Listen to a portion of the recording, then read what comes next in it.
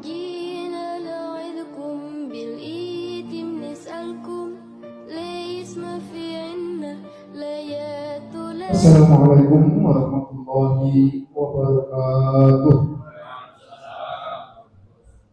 Alhamdulillah wa syukurillah wa ni'matillah wa la hawla wa la quwata illa billah, amma ba'd.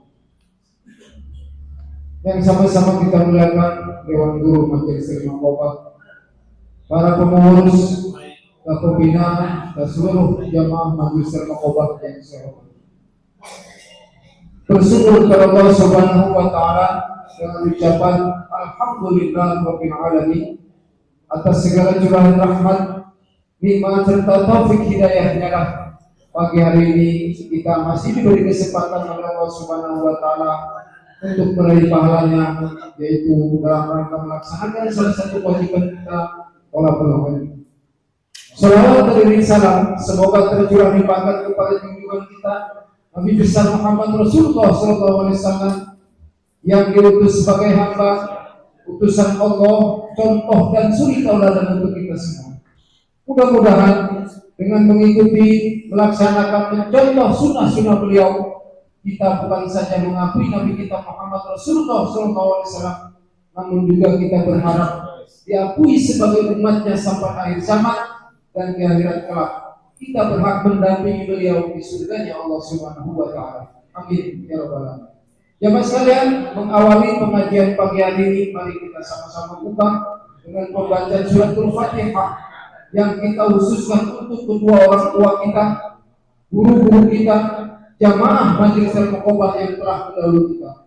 Mudah-mudahan dengan fadilah dan wasilah suratul Fatihah yang kita bacakan, Allah Subhanahu wa taala mengampuni segala dosanya, meluaskan kuburnya, menerangkan kuburnya, dan kuburnya dijadikan taman-taman surga wa subhanahu wa ta'ala.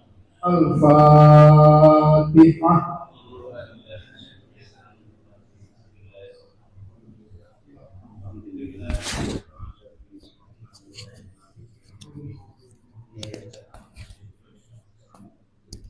Selanjutnya mari kita sama ikuti lantunan sholawat Nabi. Mudah-mudahan dengan lantunan sholawat Nabi kita berharap pintu-pintu langit terbuka, segala keinginan, maksud dan tujuan kita dikabulkan oleh Allah Subhanahu wa taala, dan mudah-mudahan hati kita dilembutkan oleh Allah Subhanahu wa taala dengan sholawat ini. Sholawat dipandu oleh rekan kita, Ketua Majelis Ilmu Qobat Bapak Nanayon, dipersilakan. Allahumma sholli wa sallim wa barik alaihi. Allahumma sholli wa sallim wa barik alaihi. Ya Rabbi bil Mustafa barik maqasidana wa ghfir lana ya wasi'al karami. Ya Rabbi bil Mustafa barik maqasidana wa ghfir lana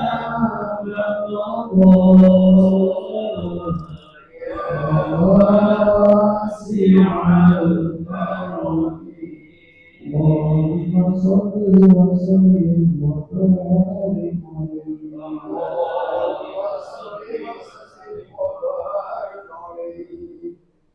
Hadirin saudara-saudaraku yang saya hormati, selanjutnya mari kita sama-sama dengarkan, mari kita sama-sama buka mata hati kita tenangkan jiwa kita, dan sapi penjelasan hadis mutawatir yang disampaikan oleh guru kita Bapak Kiai Muhammad. Padanya dipersilakan. Bismillahirrahmanirrahim. Assalamualaikum warahmatullahi wabarakatuh.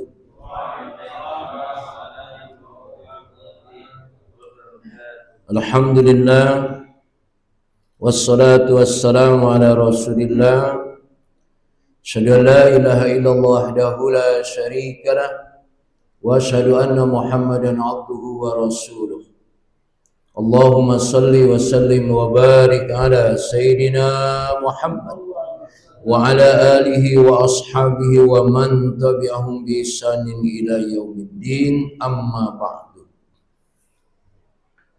Allahumma nas'aluka ridhaka wal jannah wa na'udzu bika min sakhatika wan nar. Allahumma nas'aluka al-'afwa wal 'afiyah wal mu'afata daimah fid dini wad dunya wal akhirah. As'aluka ilman nafi'an wa amalan maqbulan wa rizqan wasi'an thayyiban mubarakan fih. Kita bersyukur kepada Allah Subhanahu wa taala, tempat yang terbaik ini kita nikmati, sekaligus mensyukuri dari nikmat-nikmat yang Allah berikan kepada kita. Salawat serta salam kita sampaikan kepada Nabi kita Muhammad sallallahu alaihi wasallam, Nabi yang menjadi uswah kita dalam menjalani hidup dan kehidupan ini. Jamaah yang dimuliakan Allah Subhanahu wa taala, bahwa rizki itu Allah yang memberikannya kepada kita, karena memang Allah Ar-Razzaq, yang maha pemberi rizki. Sudah tentu rizki itu bukan hanya uang. Segala yang kita nikmati, segala yang kita rasakan ini adalah itu pemberian Allah dan itu adalah rezeki. Secara spesifik, apa yang kita makan, sudah tentu itu juga dari Allah Subhanahu wa ta'ala. Cuma sudah tentu ada ikhtiar. Ketika antum makan itu sampai ke mulut kita itu dari mana prosesnya? Karena bisa jadi ada yang kita makan bukan hasil dari proses kita. Kalau bahasa preman tuh mana jatah buah, gitu kan ya? Yang nyari siapa, yang makan siapa. Ya. Maka Rasulullah menyatakan ma akala ahadun ta'aman qattul khairan min ayakula min amali yadihi wa inna nabiyallahi Daud kana yakul min amali yadihi. Apa yang dimakan oleh seseorang dari suatu makanan itu akan menjadi makanan yang baik kalau dia memakannya dari hasil tangannya sendiri. Ada orang makan karena mempersulit orang dapat jatah, akhirnya dia makan. Ya, maka pastikan memang yang kita dapatkan ini hasil proses diri kita, dengan sudah tentu jatah yang sudah Allah siapkan sebagai rezeki kita. Sehingga jangan sampai kita memakan hasil proses orang lain, yang kita cuma enak-enak saja. Ya, gampangnya tadi itu, mana jatah buah. Ya. Dan ini dalam kehidupan kita ada orang yang modelnya begitu, ya, tanpa dia mengeluarkan pemikirannya, mengeluarkan keringatnya. Yang lebih hebat lagi, dia dapatnya lebih banyak, masya Allah. Ya, yang keringatnya, yang pikirannya itu dikeluarkan, tapi tidak sebanyak yang didapatkan oleh orang yang tidak ngapa-ngapain. Nah, inilah sampai Rasul menyatakan wa inna nabiyallah Daud kana yakulu min amali yadihi. Nabi saja, ya, dia berupaya untuk mendapatkan makanan dari hasil karyanya, hasil lelahnya, hasil capeknya. Makanya ketika yang kita makan jangan sampai yang kita makan itu hasil keringat orang lain. Jadi inilah pelajaran terbesar pada kehidupan keseharian kita. Betul, Allah sudah mempersiapkan rezeki kita. Tapi proses itu mesti ada. Memang ada, teori modern ini ada. Ada orang kerjanya capek, tapi duitnya dikit. Tapi ada orang yang nggak kerja, tapi duitnya banyak. Maka ada istilah, waktunya sedikit, uangnya sedikit. Tapi ada waktunya banyak, uangnya banyak. Utangnya tidak tahu kalau utangnya, ya. Jadi keadaan manusia yang hidup ini adalah memang berbagai macam, ya. Usaha setiap manusia itu berbagai macam. Memang ada, makanya kan ada orang dari dulu sampai hari ini kerja, tapi ternyata tidak punya apa-apa. Bahkan hutangnya tetap nggak habis-habis. Ya. Nah, maka apa yang kita jalani dalam hidup ini harus mengikuti arahan, bimbingan apa yang dicontohkan oleh Nabi kita Muhammad SAW. Karena bagaimanapun cara yang kita lakukan dan itu menyalahi aturan Allah dan Rasul, dipastikan tidak akan mendapatkan kenikmatan dan kebahagiaan. Makanya ada istilah, ente mau senangnya lagi muda atau senangnya nanti udah tua. Karena ada orang senang, mudanya senang, Masya Allah, tapi tuanya bangkrut sekaligus stroke, ya kan? Tuanya bangkrut sekaligus stroke, ya, baru setelah itu, ya. Nah, maka setiap di kita harus berupaya, karena Allah sudah mempersiapkan rezeki, tapi sudah tentu dengan usaha ikhtiar sesuai dengan apa yang Allah berikan, ya. Karena manusia sudah tentu dengan berbagai cara mendapatkan rezeki dan dengan berbagai upaya menikmati dari hasilnya tadi.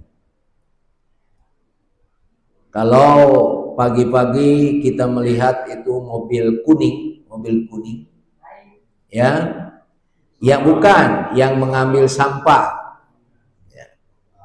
Itu jam 3 sudah keluar, Pak. Jam 3 sudah keluar, ya. Saya tidak tahu antara yang ngambilin sampah sama yang ngatur supaya ngambil sampah duit kebanyakan mana, ya. Artinya apa? Terlepas yang kita lakukan itu bisa jadi duitnya kecil, sedikit, tapi pastikan ini hasil keringat sendiri. Jangan kita merasa senang menikmati hasil keringat orang lain.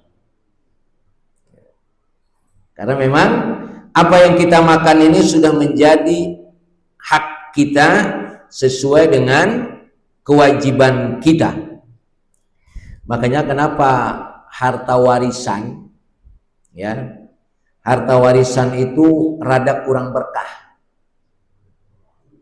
Karena tidur doang dapat duit. Ya, tidur dapat duit, kata waktu dia tidur, kapan bapak gua mati ini? Kira-kira kan begitu, ya? Iya. Lalu begitu dia mati, dia berpikir dia harus dapatnya banyak lagi. Masya Allah. Coba perhatikan. Makanya dalam beberapa kasus seringkali harta warisan itu membuat ribut orang. Bukan hanya orang susah, ya, orang kayanya sendiri. Saya mendapatkan kasus itu, Pak. Ya, orang tuanya meninggal.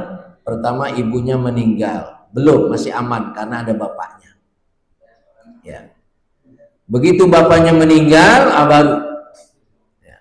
Padahal Pak, itu yang ditinggalkan atau yang meninggal tuh anaknya, yang saya tahu kalau nggak salah tiga-tiganya dokter. Tiga-tiganya dokter Pak. Tapi begitu orang tuanya dua-duanya meninggal, ribut sampai ke pengadilan. Bayangin Pak. Ya, syukran. Sampai ke pengadilan. Padahal mereka kalau bahasa kita nggak miskin-miskin, ya profesi dokter sesusah-susahnya dokter dah ya. Tapi itulah, ya. Itulah kaitannya dengan harta. Makanya harta itu kita bisa dapatkan hasil jerih payah kita sendiri. Ya. Itu yang dikatakan oleh Rasulullah tadi. Hasil dari tangan sendiri, keringat sendiri. Yang kedua itu dari hadiah. Hadiah itu bisa jadi karena skill, punya kemampuan. Ya, dia punya kemampuan, akhirnya dapat hadiah. Yang ketiga tadi warisan. Ya. Kalau hibah kan hampir sama kalau hibah. Ya. Pemberian tanpa skill hibah itu. Ya. Nah itu gambarannya. Maka ketika kita dapat warisan hati-hati. Ya, makanya sampai Quran menjelaskan betul harta warisan itu seperti apa pembagiannya. Sehingga harta yang didapatkan itu menjadi keberkahan. Maka ketika kita mendapatkan nikmat, sudah tentu kita ucapkan alhamdulillah. Ya. Karena bisa jadi ada orang ya segini doang. Ya, dia belum bilang alhamdulillah, dia bilang segini doang. Nikmat yang kita dapatkan, ya, walaupun sedikit, yang harus dipahami jangan nikmatnya, perhatikan yang memberinya. Yang memberinya siapa? Allah. Ya. Saya pernah cerita dulu, saya waktu di pesantren dulu ketika Idul Fitri nggak pulang tahun 83 berarti. Ya, lebarannya di pesantren karena memang nggak boleh pulang. Lalu diberikan uang oleh kiai 1.000 rupiah, 1.000. Tahun 83 1.000 masih agak besar ya. Ya. Tapi ternyata kita tidak melihat 1.000-nya, ya, tidak melihat 1.000-nya, melihat yang memberi. Masya Allah. Saya simpan itu Pak uang 1.000 itu. Tapi tidak tahu, lupa nyimpannya di mana. Yang jelas uang itu nggak saya jajanin itu Pak. Ya, artinya nikmat yang Allah berikan kepada kita tidak ada yang kecil, karena yang memberikannya itu yang harus kita lihat. Kalau soal kecil, soal besar itu kan soal bagaimana kita mensyukurinya. Maka Rasul menyatakan, ma'an amallahu ta'ala ala abdin ni'matan faqala alhamdulillah illa ada syukroha fa'in qalaha saniyah jadadallahu sawabaha fa'in qalaha salisa ghafarallahu lahu dunubah. Ketika kita mendapatkan nikmat alhamdulillah, Bapak alhamdulillahnya berapa kali? Ini yang alhamdulillah nih. Karuan yang nggak alhamdulillah mah ya segini doang. Ya. Bahkan coba kalau segini. Belum bilang alhamdulillah sudah ngatur dia. Dikasih duit sebut saja misalkan 450.000. Coba kalau 500.000. Ya. Jadi dia belum mencapai alhamdulillah. Sekarang pertanyaannya, ketika kita mendapatkan nikmat lalu kita bilang alhamdulillah, berapa kali Bapak alhamdulillahnya? Sekali, tapi jingkrakannya lebih banyak. Kira-kira gitu ya.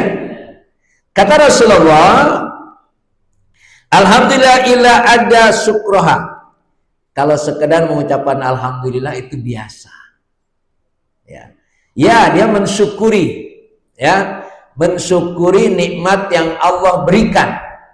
Sehingga begitu yang alhamdulillah, nah itu biasa. Tidak istimewa sebetulnya. Lagian kebangetan dapat ngomong alhamdulillah aja enggak. Walaupun ada enggak yang enggak ngomong alhamdulillah? Ada. Tapi ternyata walaupun mengucapkan alhamdulillah cuma sekali, tidak istimewa. Itu sekedar hanya melakukan kewajiban saja. Terus berapa kali kalau begitu? Kata Rasulullah, fa'in qala hasaniyah jaddalallahu sawabaha. Insya Allah sih bilang alhamdulillah udah dapat pahalanya. Ya, dapat sudah. Cuma ketika mengatakan yang kedua, 2 kali alhamdulillah, kata Rasulullah, Allah tambahkan pahalanya. Dan ketiga, ternyata tidak cukup sekali, juga tidak cukup 2 kali. Fa in qala hasalisa ghafarallahu lahu dzunubah. Kalau dia mengucapkan alhamdulillah yang ketiga kalinya, Allah ampuni dosa-dosanya. Untungnya banyak banget kalau dia dapat dari Allah. Kita hanya mengucapkan 3 kali alhamdulillah, nikmatnya kita nikmati, dosanya diampuni. Jadi alhamdulillahnya berapa kali? 3 kali. Ya.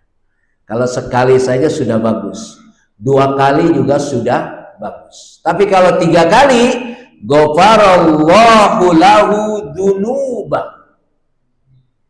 Allah ampuni dosa-dosanya. Maka jangan sampai, ini biasanya terjadi pada ibu-ibu. Kenapa ada yang mengatakan perempuan lebih banyak di neraka?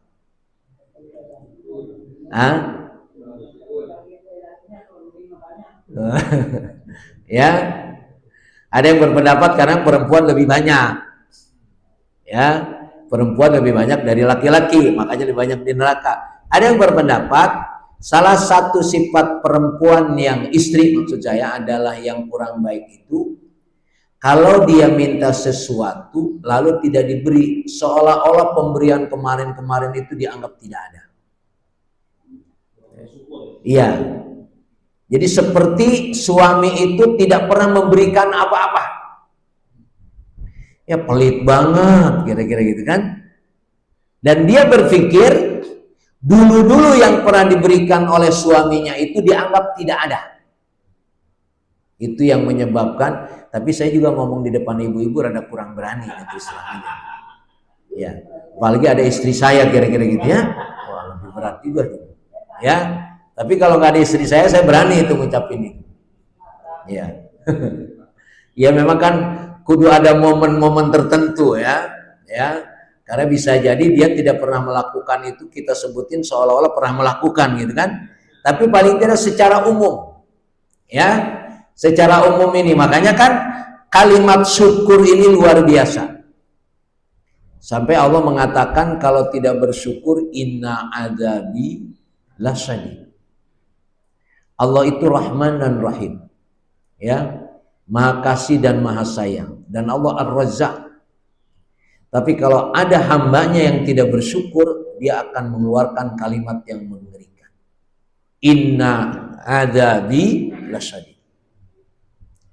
Tapi ketika kita bersyukur, la azidannakum. Ya.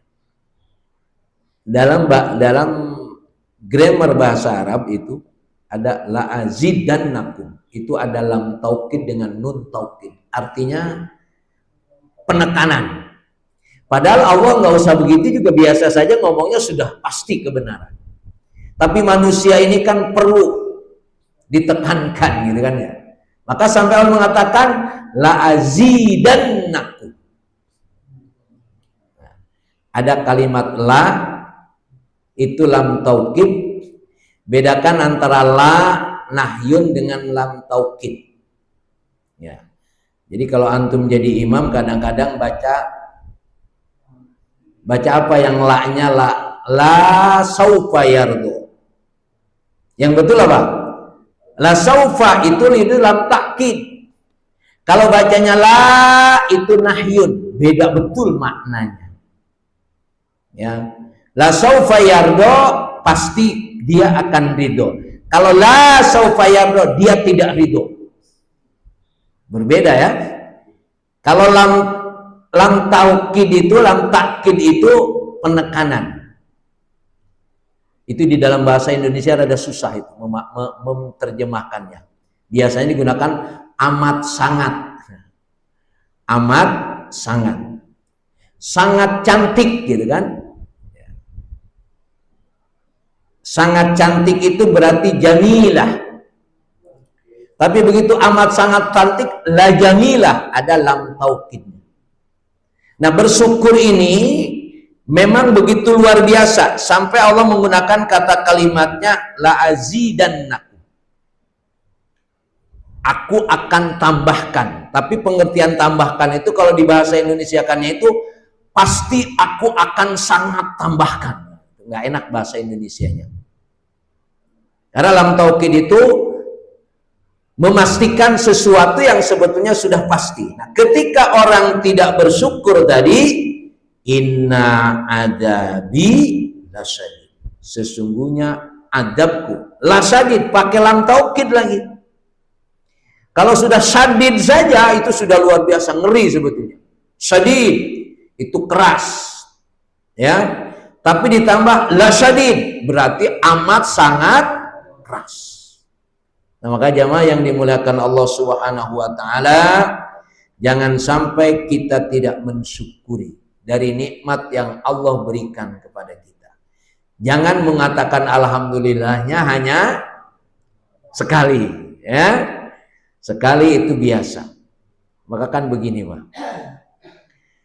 Orang muslim ini sholat sebetulnya biasa atau luar biasa? Biasa. Tapi sholat aja yang biasa aja susah. Bagaimana hidup menjadi luar biasa? Thalabul ilmi ini datang orang ke majelis biasa, enggak istimewa. Ya, tidak istimewa. Makanya dalam kehidupan keseharian cari yang luar biasa. Kalau hanya biasa saja, sholat biasa. Ya. Makanya sholat yang luar biasa usahakan berarti sholatnya jalan ke masjid, tahiyatul masjid, qobliyah, ba'di, ya, itu sedikit luar biasa. Ya, ente sholat enggak? Sholat biasa. Sholatnya di mana? Di rumah. Dohor jam berapa? Jam 2. Bagus enggak? Bagus. Kita katakan enggak buruk, bagus tetap. Tapi kita harus melihat yang lebih bagus. Karena kehidupan kita ini adalah linabluwakum ayyukum ahsanu amal. Untuk menguji kamu. Ya, dalam melakukan sesuatu itu bukan sekedar melakukan yang biasa. Harus luar biasa. Jadi kalau misalkan presiden itu ya menyumbang 100 juta. Ya. Kecil kira-kira gitu ya. Nah, maka seberapa yang sudah Allah berikan kepada kita, ya, seberapa yang sudah Allah berikan kepada kita, itu jadikan amalannya yang luar biasa. Kalau orang kaya 10.000, orang miskin 1.000. Kira-kira 10.000 udah luar biasa. Yang jadi masalah orang miskin 1.000, orang kaya 1.000 juga. Nah, itu baru. Ya. Nah, maka bersyukur ini tidak mudah memang. Ya. Bersyukur ini tidak mudah. Maka jadikan kita sehat, syukuri. Hadir ke majelis ta'lim, berangkat ke masjid. Pokoknya apa yang Allah berikan jadikan dia amalan luar biasa. Jangan sekedar beramal. Sama seperti tadi, alhamdulillah ya biasa. Tapi jadikan alhamdulillahnya paling tidak tiga kali. Nah, maka jamaah yang dimuliakan Allah Subhanahu wa taala, kekuatan kita dalam melakukan apapun sudah tentu ada kelemahannya. Ya. Nyari duit itu capek apa enggak nyari duit ya? Capek ya? Ya. Tapi nyari duit capek itu luar biasa. Ya. Karena memang apa yang kita kerjakan, kita mengalami kelelahan, bahkan mungkin kekecewaan. Karena kebaikan itu jamaah yang dimuliakan Allah Subhanahu wa taala, kebaikan itu harus dilalui dengan kesulitan. Kalau Rasul mengatakan, "Idza aradallahu bi 'abdi khairan fa asabah." Kalau Allah mau memberikan kebaikan kepada hambanya, Allah akan memberikan musibah. Ya. Kalimatnya begitu ya.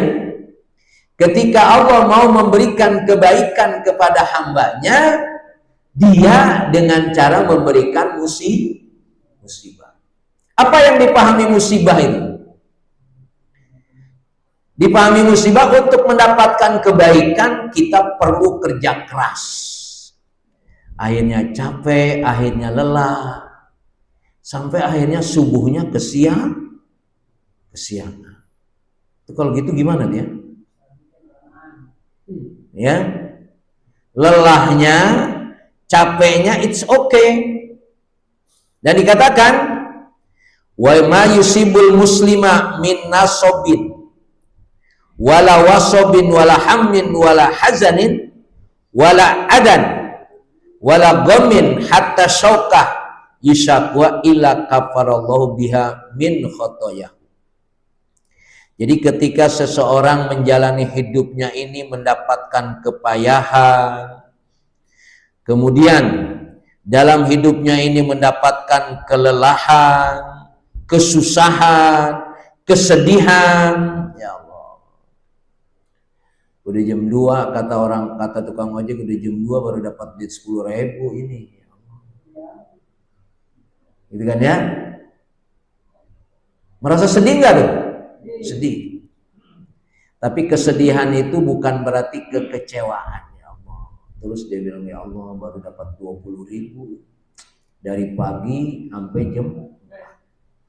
Ketika keadaan itu dirasakan, kata Allah, kaffarallahu biha min khotoyah. Allah ampuni dosa-dosa dari kekeliruan. Makanya ada dosa yang tidak bisa diampuni dengan sholat dan puasa. Ya. Ada dosa yang bisa diampuni dengan kelelahan menjemput rezeki. Ya, makanya mungkin sebagian saudara-saudara kita nggak sempat ikut taklim karena dia harus bersegera menjemput rezeki. Bisa jadi. Ya. Ada orang yang tidak bisa menikmati sholat berjamaah, bisa jadi karena dia bekerja yang tidak mudah meninggalkan pekerjaan. Tapi pastikan yang dilakukannya itu memang adalah betul-betul menjemput sesuai dengan perintah Allah. Lelah, maka jadikanlah lelah itu menjadi lillah. Kelelahan itu kita harus manage dengan lillahi ta'ala. Sehingga kekecewaan yang kita rasakan itu mendapatkan kafarah, ampunan dari Allah Subhanahu wa ta'ala. Udah dapatnya dikit, keselnya banyak, nggak dapat ampunan. Ya semua juga orang kalau cari duit pengen dapat dikit atau banyak? Dapatnya banyak. Nggak ada, oleh dikit aja nggak ada. Tapi ketika mendapatkannya sedikit tapi lelahnya luar biasa, bahkan lebih lelah dari yang dapatnya banyak, ya pastikan kafarallahu khotoya. Ini kita ini kan kadang-kadang maunya kerjanya enak, duitnya dapat banyak. Dan kita tidak menghormati diri kita. Seolah-olah kalau kita kerjanya lelah, payah, duitnya dikit, seolah-olah kita tidak mulia. Pastikan ketika kita bekerja lelah, bisa jadi duitnya dikit, pastikan bisa jadi kita lebih mulia di depan Allah. Mungkin di depan manusia tidak begitu. Saya contohkan yang ngambilin sampah itulah, mobil kuning ini. Ya. Saya pernah ceramah di depan mereka itu dulu. Ya. Bahwa apa yang antum kerjakan ini luar biasa. Bayangin antum libur jangan seminggu, 2 hari saja udah orang berisik. Karena sampah bau. Cuma saya sampaikan, sekeras apapun antum kerja, jangan tinggalkan sholat. Tidak usah sholat sunnah, ada sholat wajib saja. Karena amaliyah kita yang dengan segala kelelahan kita. Dan seperti tidak ada waktu untuk sholat. Makanya ada kan orang. Saya sampaikan ke tukang saya ketika bangun rumah itu, ente pada sholat apa enggak? Paling begitu. Capek. Pakaiannya kotor. Pakaian kotor itu boleh dipakai sholat saja, asal tidak najis. Kan nggak gampang itu bang. Ya saya nggak tahu, makanya ada di medsos itu ada orang yang punya perusahaan kerja, kalau dia sholat itu gajinya ditambah. Kalau dia sholat tuh karyawan tuh gajinya dia tambah. Cakep juga sih sebetulnya ini. Ya, mudah-mudahan dia sholatnya bukan karena nambah gajinya gitu kan. Tapi paling tidak itu pendidikan. Artinya apa? Ketika kita beraktivitas, ya, lalu kita melaksanakan sholat, tidak berarti sholat kita itu mengurangi rezeki. Ya, kadang-kadang kan targetnya nih harus habis nih. Gara-gara berhenti sholat jadi nggak habis. Padahal bisa jadi di situ kalau kita bekerja mengikuti apa yang Allah perintahkan, bisa jadi dibantuin malaikat. Mungkin nggak? Sangat mungkin. Jadi perhitungan waktu, karena kita merasa akan kurang waktu kita dari apa yang kita kerjakan, sehingga hasilnya seolah-olah kurang. Ya memang lelah, capek dan lain sebagainya. Itu gambaran supaya jamaah yang dimuliakan Allah Subhanahu wa taala, lelahnya kita, capeknya kita, sedihnya kita dengan berbagai alasan, jadikanlah dia menjadi kafarallah, menjadi kafar. Ya kita maunya banyak, santai, datangnya lambat, pulangnya cepet kan gitu.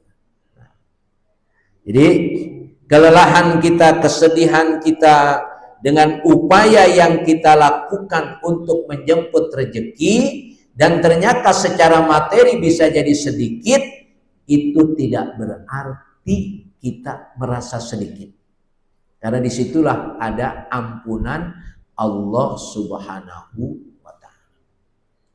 Saya kira ini yang bisa disampaikan jamaah yang dimuliakan Allah Subhanahu wa taala.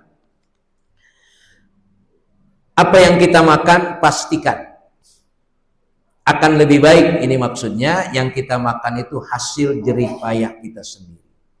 Kebetulan dapat diberi oleh orang lain, dapat keberkahan dari orang lain, itu boleh, bukan tidak boleh. Yang harus kita waspadai adalah kita memakan tapi hasil jerih payah orang lain. Ya. Karena bagaimanapun ya, yang kita lakukan itu adalah bagian dari ibadah. Dan ibadah pasti tidak akan merugikan orang lain. Bersyukur dari nikmat yang Allah berikan kepada kita satu keharusan. Tidak mungkin kita tidak bersyukur. Paling tidak kita ucapkan alhamdulillah. Alhamdulillahnya pun jangan satu kali. Ya. 3 kali, karena alhamdulillah yang kedua pahalanya Allah tambah, alhamdulillah yang ketiga Allah ampuni dosa-dosa kita. Masya Allah. Dan ketika kita mensyukuri dengan mengucapkan alhamdulillah, la azidannakum, Allah akan tambah. Tapi sebaliknya, kalau kita tidak mensyukuri, inna adzabi lasyadid, sesungguhnya ajabku, udah pakai inna terus pakai lam taukid, begitu marahnya Allah terhadap orang yang kufur nikmat. Yang terakhir, bahwa kelelahan kita, capeknya kita dalam menjemput rezeki, karena memang kita punya kewajiban memberikan nafkah kepada istri dan anak-anak, pastikan bisa jadi uangnya tidak sebanyak yang tidak didapatkan oleh orang lain. Kita lelahnya lebih banyak, capeknya lebih banyak, tapi lebih sedikit uangnya. Inilah bisa jadi yang mengantarkan keberkahan. Presiden-presiden tuh bapaknya dulu jadi presiden nggak? Enggak. Mereka orang-orang yang lemah. Tapi dengan kejujuran, kesyukuran, ternyata mereka jadi orang hebat. Tapi ternyata setelah jadi orang hebat, anaknya nggak hebat, ada yang jadi narkoba. Ya gitu ada. Kasus ini banyak. Ya. Dulu orang tuanya dengan jujurnya, dengan segala keikhlasannya, jadilah anaknya orang hebat. Tapi begitu anaknya jadi orang hebat, karena dia adalah menikmati dunia dengan segala kemewahannya, akhirnya justru kasusnya banyak. Mereka ada anak-anaknya yang jadi narkoba, bahkan lain-lain sebagainya. Wallahu a'lam bishawab. Assalamualaikum warahmatullahi wabarakatuh. Alhamdulillah. Demikian jamaah sekalian, penyampaian hadis mutiara sebagai petunjuk dan pendidik hati, pedoman dalam mengarungi kehidupan dunia yang baik. Sesibuk apapun kita, jangan pernah tinggalkan sholat, karena setiap makhluk sudah dijamin rezekinya masing-masing. Dan pastikan rezeki itu halal dan thayyiban, serta jangan lupa ucapkan alhamdulillah sebagai tiga. Demikian ya Ustaz. Dan akhirnya kami persilakan jamaah untuk bisa bertanya.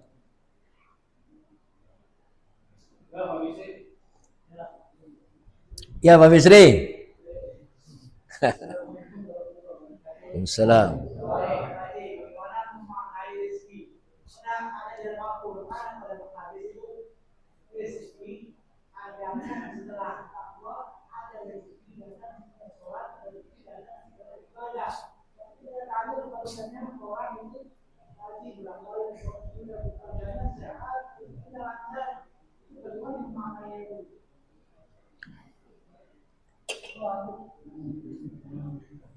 Ya, wa ma min dabbatin fil ardi illa 'alallahi rizquha. Pokoknya manusia semua nggak ngapa-ngapain dapat rezeki. Itu teori dasarnya begitu. Ya. Ini ada pengangguran nggak di sini? Ada kan? Lah masih dapat rezeki nggak? Dapat. Segitu dapatnya. Tapi kalau ingin nambah, itu perbanyak istighfar. Ya itu tetap kalau mau nambah banyak istighfar. Istaghfiru rabbakum. Jadi Allah ini mau ngasih banyak kepada kita. Syaratnya istaghfiru rabbakum innahu kana ghaffara. Yursilis sama alaikum midrara wa yumdidkum bi amwal wa banin. Antum istighfarnya sehari berapa kali? 100 juga sambil lari. Ya. Istighfar ditambah, itu salah satu cara Allah memberikan konsep atau jalan kepada kita. Istaghfiru rabbakum innahu kana ghafara yursilis sama alim wa yubdidkum bi amwal wa banin. Allah akan tambah harta dan keturunan. Tapi kalau istri antum sudah nggak bisa keturunan, nggak bisa. Nah, berarti kawin lagi dulu baru istighfar tambah. Ya, wa yumdidkum bi amwal wa banin. Ya. Petunjuk lain, wa may yattaqillah yaj'al lahu makhraja wa yarzuqhu min haitsu la yahtasib. Kemudian memperbanyak sedekah. Karena dengan memperbanyak sedekah Allah akan ganti. Bukan korupsi, bukan. Mau kaya biar cepat kaya, korupsi, akhirnya dijarah dah. Nah, ya. Jadi teori asalnya setiap makhluk itu ada rezekinya. Itu teori asalnya. Tapi dia harus berikhtiar sesuai dengan profesinya. Tidak cukup hanya berikhtiar pergi gelap pulang gelap. Tapi dia tidak dekat dengan Allah yang memberikan rezeki. Tidak cukup juga hanya sholat untuk dekat dengan Allah, harus perbanyak istighfar. Teorinya begitu. Jadi antum merasa kurang kaya, ada kekurangan amalan yang diberikan. Harus yakini itu. Karena Allah memberikan tadi, perbanyak istighfar, perbanyak sedekah, jadi orang takwa. Itu semua menjadi bagian tambahan rezeki. Jadi kalau antum tidur terus, ya, Pak Bisri kerjanya apa Pak Bisri? Ya dapat segitu sudah. Yang sudah ditentukan di Lauhul Mahfuz ketika umur 4 bulan. Dapat sudah. Nggak mungkin hilang. Ya. Nah maka gambarannya seperti itu. Tapi insya Allah kalau kita banyak istighfar, banyak sedekah. Sedekah jangan hanya diartikan uang. Sedekah itu berarti banyak senyum kepada orang, sering silaturahim dan lain sebagainya. Itu cara-cara menambah rezeki. Dan jangan mudah meminta. Karena meminta itu menghalangi. Meminta itu menghalangi dapat rezeki tambahan dari Allah. Karena kalau kita sudah merasa cukup, sudah. Kurang, ya memang hidup nggak ada yang lebih ya. Yang duitnya banyak aja masih kurang itu. Maka pastikan, iffah namanya. Makanya ada doa Allahumma nas'alukal huda wa tuqa wal afaf wal gina. Ginanya terakhir itu. Ya. Mintanya kepada Allah petunjuk dulu, ya Allah berikan petunjuk huda. Wa tuqa. Jadikan saya orang bertakwa. Wal afaf, afaf itu yang gampang tidak menyandarkan kepada orang lain. Tidak mudah minta. Baru wal gina. Wallahu a'lam bishawab. Alhamdulillah, jamaah sekalian, waktu jualan yang memisahkan kita semua karena hari ini sudah berdeteksi masih banyak pekerjaan yang harus kita selesaikan. Mudah-mudahan yuk sama-sama kita tutup kembali ini dengan doa penulis diawali dengan doa saya tulis. Bismillahirrahmanirrahim. Bismillahirrahmanirrahim.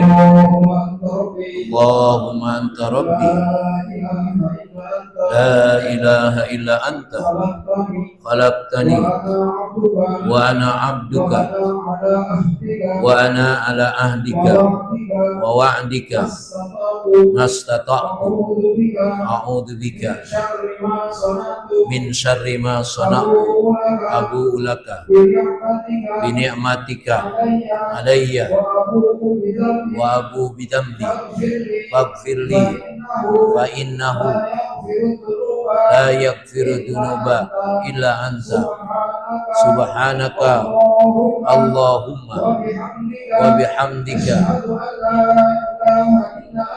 أشهد أن لا إله إلا أنت أستغفرك أستغفرك وأتوب وأتوب إليك. إليك. Maka benar-benar penyajian pagi hari ini. Terima kasih atas segala perhatian. Mohon maaf segala kekurangan.